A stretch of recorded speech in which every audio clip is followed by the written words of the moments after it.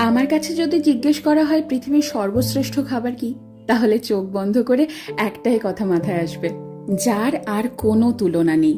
আমরা মধ্যমগ্রাম বাজার গিয়ে একেবারে বর্ষার ইলিশ কিনে এনেছি। একটু নুন আর হলুদ মাখিয়ে সর্ষের তেলে ভেজে নিয়েই সাথে গরম ভাত, কাঁচা লঙ্কা আর ইলিশ মাছ ভাজার তেল। সত্যি কথা বলো, বাঙালির কি আর কিছু লাগে? এই দিয়ে তো পুরো প্লেট খালি। আমার মা যেহেতু স্কুল শিক্ষিকা, তাই অনেক সময় এমন হয়েছে ঘটা করে রান্না করার সময়ই পাইনি। আর সে সময় যদি বাড়িতে ইলিশ মাছ থাকতো, তাহলে এই ইলিশ মাছ ভাজা দিয়ে কত তৃপ্তি করে খেয়ে উঠেছি সবাই। আমার এই বাড়িতে বাবা মা এসেছে, আর সেই তৃপ্তি করে খাওয়ানোর সুযোগটা এবার আমি পেয়েছি। আমার খাদ্য রসিক বাবা গরম গরম ভাত আর ইলিশ মাছ ভাজা নিয়ে বসে পড়েছে।